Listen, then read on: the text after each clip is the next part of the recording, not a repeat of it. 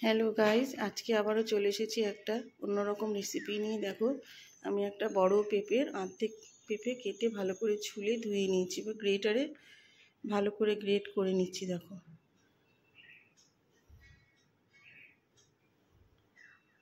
মোটামুটি একটা বড় পেঁপের অর্ধেক।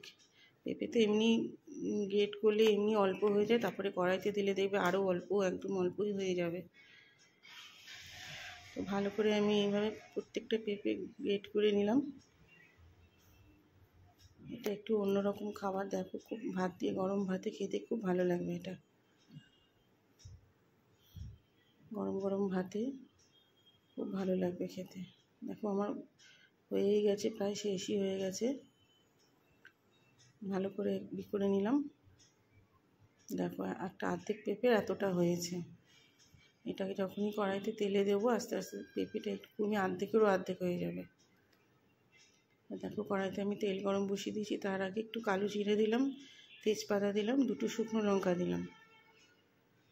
কেউ রসুন চাইলে রসুন কুচিও দিতে পারো কড়াইতে, কিন্তু আমি এটাতে দিলাম না। এটা আমি রসুন ছাড়াই করব, শুধু পোস্ত বাটা। এবার দেখো, আমি পেঁপেগুলো আস্তে আস্তে কড়াইতে দিয়ে দিলাম।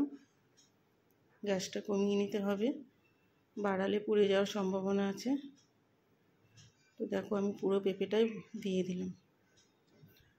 এবারে একটু ভালো করে নাড়াচাড়া দিয়ে দিচ্ছি। দেখো, গ্যাসটা একদমই কমিয়ে রাখতে হবে। এটা পেঁপে তো একদম নরম জিনিস। দেখো, আমি এবার ভালো করে নাড়াচাড়া দিয়ে দিলাম। এবার কেউ লঙ্কা বেটেও দিতে পারো, কেউ আস্তেও দিতে পারো। তো আমি লঙ্কাটা বেটে দিইনি পেঁপে, যেহেতু এটা আমি লঙ্কাটা আস্ত চিড়েই দিয়েছি।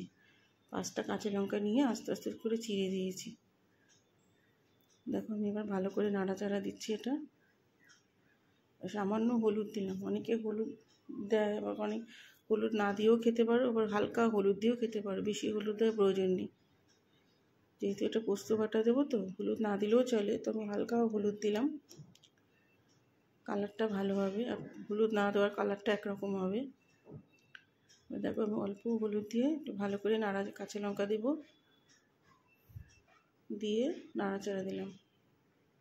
পেঁপেতে তো বেশি ঝাল না হলেও চলে, মোটামুটি একটু মিডিয়াম ঝাল দিলেই হবে। তো আমি 5টা কাঁচা লঙ্কা চিড়ে দিয়েছি, আর আগে 2টো শুকনো লঙ্কা তেলের উপরে দিয়ে দিয়েছি। দেখো, নুনটা এখনই দেবো না, নুনটা একটু পরে দেবো, সাথে সাথে নুনটা দেবো না।